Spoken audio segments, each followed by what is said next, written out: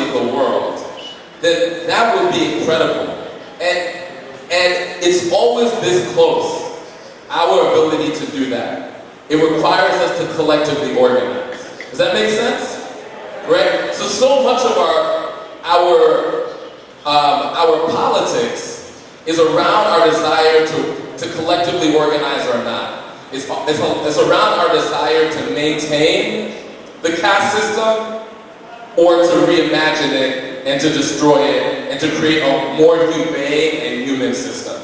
Right? That's really the binary choice that's always in front of us every single day when we wake up. Every single day we have that choice. Do we replicate the system or do we challenge the system?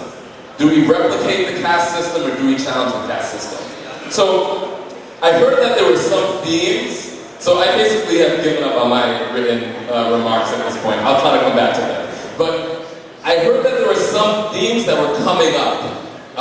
And these are really important themes that we have to wrestle with. Some also translators, let me know if I'm speaking too fast. I will slow down. Just whoever's doing that work, I'm happy to slow down if I'm talking too fast.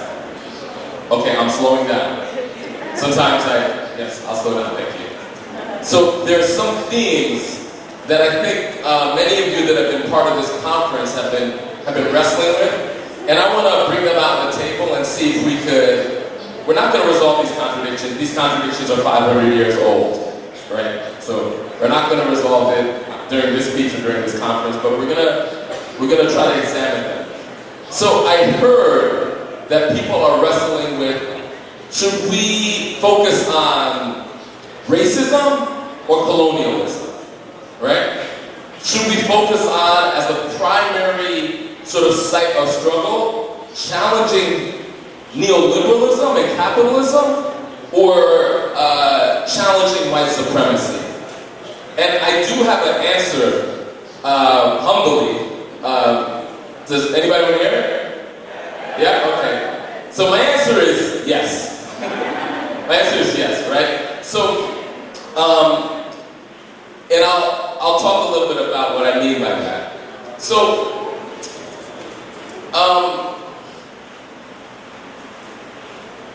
our global system, capitalism, right? Capitalism is based on the genocide of indigenous people and the warehousing of African people and the stolen labor of African people. That is the only way that capitalism was able to replicate itself. That is the only way that you could go to Washington, D.C. and you see these ornate structures, and you go to London and you go to any European capital and you see all of these jewels on these crowns. They all come from colonialism, the genocide of indigenous people, and the warehousing and enslavement of African people. The only way that works is white supremacy.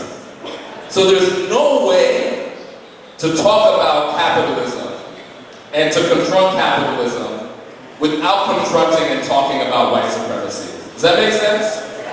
It's actually ahistorical, it's reductive. If you only talk about capitalism without talking about white supremacy. Similarly, if you only talk about white supremacy and racism without talking about capitalism, it's apolitical. So I humbly suggest that we talk about both and that we wrestle with those contradictions. All right? And I want to talk a little bit about rendering it. In doing that, I want to talk a little bit about rendering the invisible visible, right? Which is much about the work that I've done. So I think I said maybe 10 minutes ago I was going to talk about my story. I actually am right now. So again, I come from the United States. My parents are immigrants from the Caribbean, Trinidad and Grenada. All right? Big up, Caribbean? Yeah? All right? All right? All right? So I wasn't expecting that. That's great. And my grandmother was a domestic worker. And that's how my family came to this country. To the U.S., not this country, right? And she worked in other people's homes. She took care of other people's children, and she left her children in her country. And she sent remittance over to her country, which is the story of many migrants all around the world, right? And in that context, I developed a desire and an understanding, just as a young person, around all of the barriers that migrants and immigrants experience, that women experience, that black people experience in the United States, of achieving true dignity and true happiness. And from very early, I decided I wanted to change all those things. And so I worked as a grassroots organizer all throughout my life, ever since I was a young person. When I went to university, one of my classmates was killed by a police officer, a young black man that was killed by a police officer, and I mobilized hundreds and hundreds of students to challenge that. I then went back home to New York and I organized for more than a decade. And then I did more work on the statewide and national level. When Michael Brown, a teenager in the state of Missouri, in the city of Ferguson, which is close to the larger city of St. Louis, when Michael Brown was murdered, I, like many people around the country, was shocked. He was murdered by a police officer, and his body was left on the street for his community to witness, and for hours. And the community in Ferguson and St. Louis, they had an uprising, and that uprising inspired me. I left my job, I worked with people on the ground in St. Louis, and in those subsequent months and years, we built something called the Movement for Black Lives. It's also commonly known as the Black Lives Matter movement, right? And what I discovered in that movement, in building a social movement, I discovered two things. That social movements, when they're their most effective, they render the invisible visible, and they also render the impossible possible. So, what do I mean by that? So, in any society, there are contradictions, there are social problems that we grow so accustomed to, they become invisible. We don't even notice them as individuals, as a community. We don't even respond to them anymore as crises, right? So, since people of African descent came to the Americas, we've been subject to unwanted violence and all the way up to the extrajudicial killing of our community members, right? That is nothing new. So that is a problem that had become so commonplace, it became invisible, right? It wasn't on the news when an unarmed black person would get killed. It wasn't a major issue. There were no hashtags. Then our movement shook our society and forced it to look at itself. It took a mirror to our society and rendered that invisible crisis visible. And once we rendered it visible, we were able to comment on it, respond to it, protest around it, debate around it, right? And it was only through the rendering it from being invisible to visible, right? And so social movements have this very important role in doing that. And once you render it visible, you could address it. This is similar in healthcare for those that are public health people, right? Like, the pathogens in our bodies are invisible until we render them visible, until we use microscopes and we use other technology in order to see them. There's pathogens that we didn't know existed, and then we discover these pathogens. Now, when we discover them, it's not like we created them. They always existed. We're just now viewing them. We're rendering it from being invisible to visible. This is the same thing we do with social movements. Does that make sense? Okay. Does that make sense? All right, just want to make sure. Right, just double confirmation, right? So that's why it's so important that we have truth tellers in our societies, and we have social movements in our societies that are unafraid to render the invisible visible. When you do that, you will always challenge the status quo. You will always challenge that hierarchy. There will always be people on the top of the hierarchy that will say no. No. Because what's invisible and visible is political. It is not just random. And the people who have the power to define language and define what's a thing and what's not a thing, those are the 3,000 people flying around, hopping from Zurich to Johannesburg to New York, right? Living their best lives.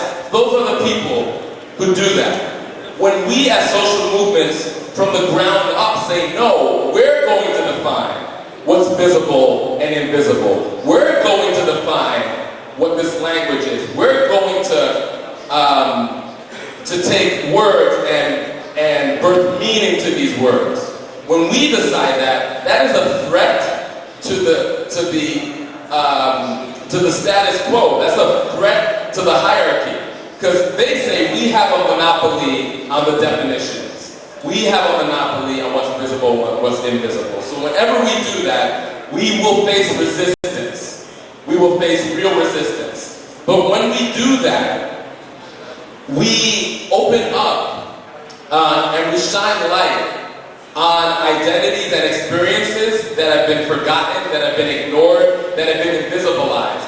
Whole peoples have been invisibilized by the ability, by people on the top to decide what's a thing and what's not a thing, and for the ability for people on the top to define language. Does that make sense?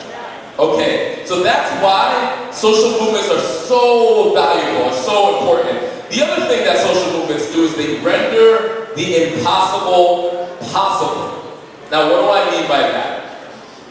So, when you're in a social movement, it's not just yourself. You now find solidarity. You now find kinship. You now find compañeros and compañeras that you could come and organize together with. And when you're in a group, you realize your power. And then something magical happens. You begin to believe that you could do things that before you built that solidarity, you believe that those things weren't on the table. You begin to believe that you could change the world, that you could take on the political establishment, that you could take on people like that family I talked about, the Sackler family, that you could take on the ruling elite. So social movements bring everyday people from the grassroots together and render the invisible visible. And then amazing things happen. All of a sudden, the prices of these private medicines for AIDS and HIV, they go down. All of a sudden, we have access to, on the market, we have access to medicines and procedures that we didn't have access to before. Not because the people on the top willed it, because the people on the bottom created social movements to demand it, right? So the power of social movements in order to achieve true health equity is undeniable, and this is why we need to make sure our politics and our public health policy are hand in hand. Does that make sense? Okay, great. Right, yeah, you can clap, it's okay.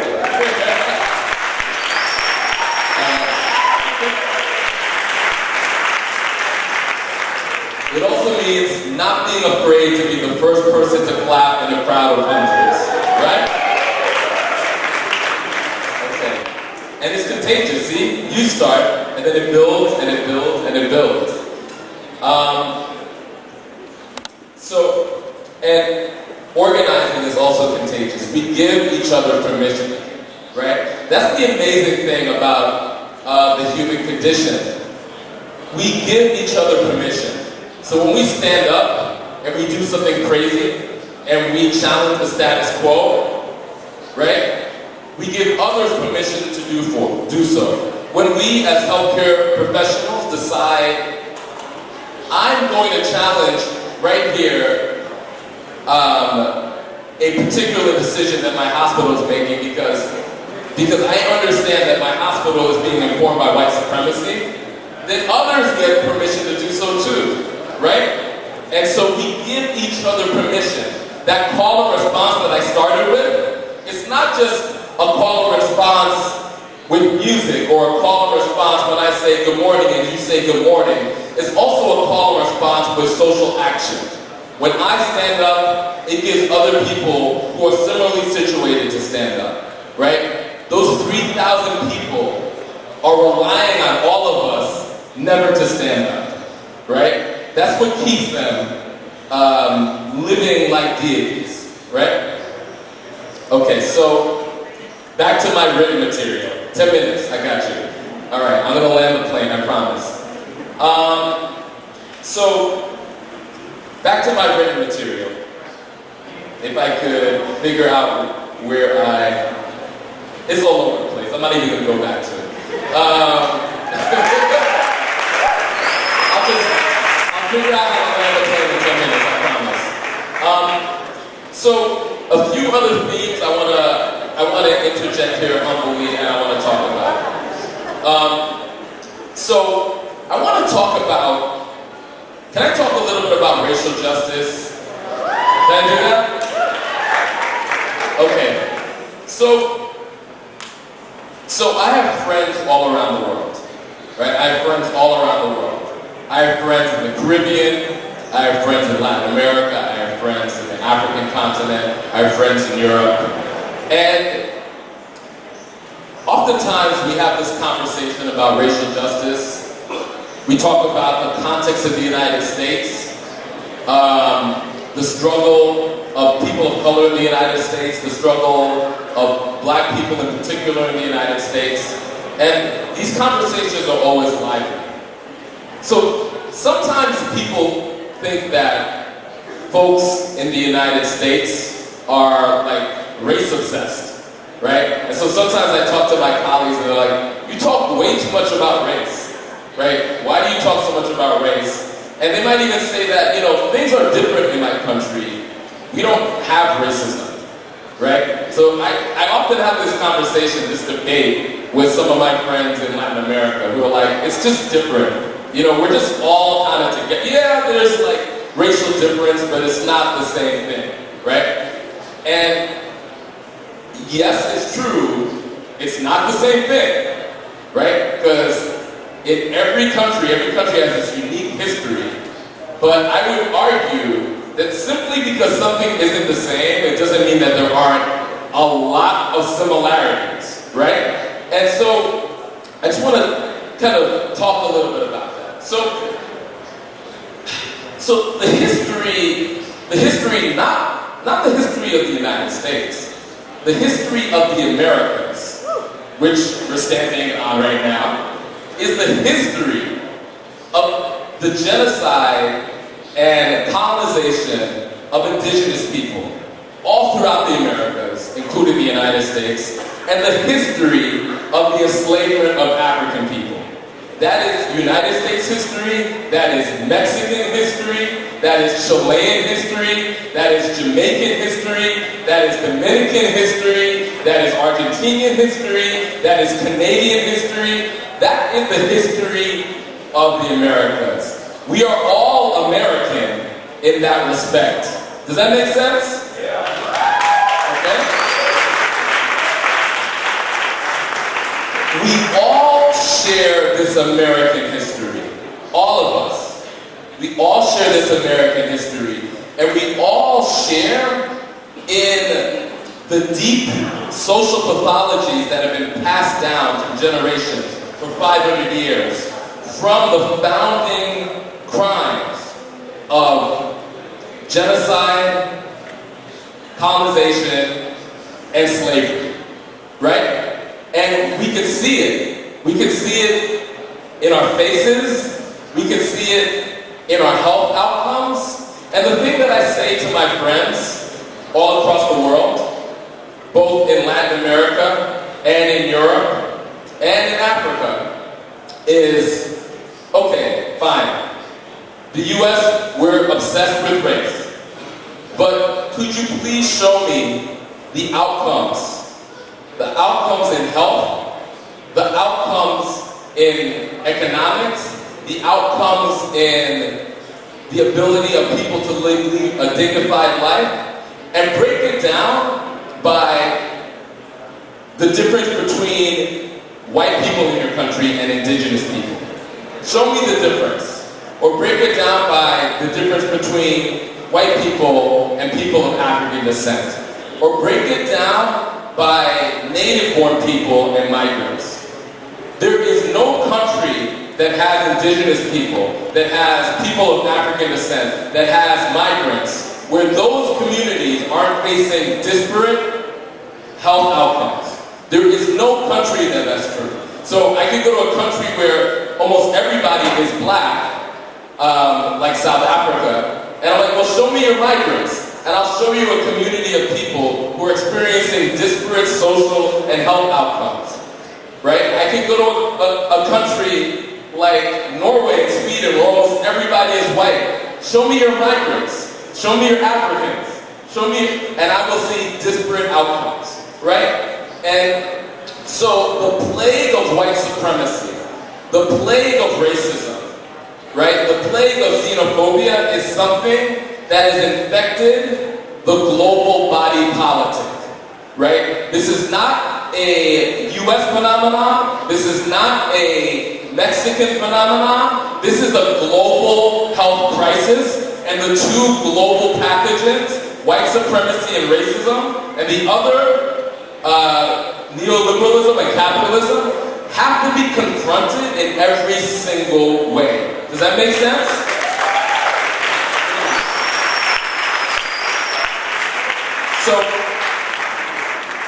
So I'm going to leave you with a few suggestions, humbly. And afterwards, if you want to talk, please do that. I didn't put up slides, so I realized that people might not be able to find me afterwards, but if the folks who are organizing the conference will make sure that people have my email and all my social media. We'll do that. Great. So, a few things, and I'm going to start with what you can do every single day when you wake up, right? Every single day when you wake up. And what's great about the fact that we wake up every single day is that every day we have another chance. We have another chance at getting it right again.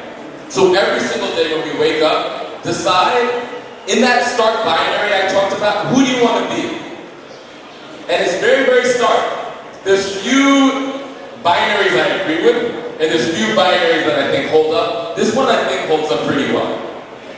Do you want to be somebody that challenges the caste system? Or do you want to be somebody who supports the caste system? Wake up every day and decide, who am I going to be today? Some days you may be one, you may be the other. What we want to do is be more on the side of challenging the caste system, right?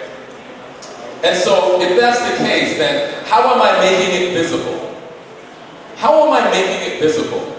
So if you're in the field of global health, how are you making it visible that if you're dealing with an indigenous population, or you're dealing with a black population in the Americas, or you're dealing with a population of migrants, that in your head, you need to challenge yourself to make the fact that their identity is real and visible. Don't politely invisibilize their identity, right? That's lining up with the status quo. No. Say, no, the fact that this person is an indigenous person matters, and I'm going to treat them like somebody who is part of this indigenous community. That requires a different mindset, a different set of capacities, a different heart space, right? So that's something that you can do every single day. The second thing to do is, 1 minute landing the plane, acknowledge your bias. Acknowledge your bias. So even me, as a person of African descent, as a black person, because I grew up in a country that is sick with white supremacy, I have internalized white supremacy that I need to wake up and challenge every single day, right? So every day acknowledge your bias and acknowledge your internalized biases. This is true all around the world. We have internalized colonialism, internalized patriarchy, internalized white supremacy that we have to wake up and challenge every single day. It's not something that you could read a book about one day and think, I'm healed. It doesn't work that way. Landing the plane. Last three things. Collectivize your response. We have to collectivize our response. Like I said before, when you stand up, you give permission, but when you join a collective, something magical happens. And then you can render the impossible possible. So figure out how you could bring people along with you. Fourth thing, politicize it. Make sure that elected officials, political parties, and other political stakeholders are aware and understand that people on the grassroots are also aware that we have these crises and we won't stand until the political class deals with it. And then the last thing is grow your solidarity, right? So this is critical. Those 3,000 people, they're stateless. They don't see national borders. Capital doesn't see national borders. White supremacy doesn't see national borders. So our solidarity cannot see national borders. Right? So grow your solidarity. And know that you have a compa in the United States who will struggle with you every single day. Thank you.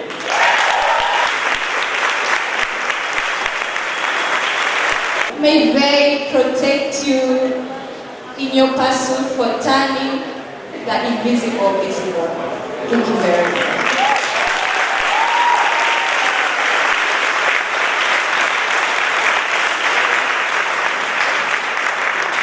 So we shall have a break for 20 minutes and then come back. Thank you very much for listening, and that presentation was really energizing. Thank you. Y'all side, please come in.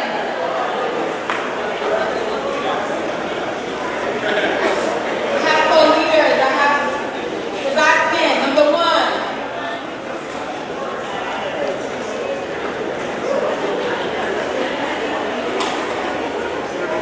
Okay, these folks, they'll follow me to the back pen. I want you guys to face backward.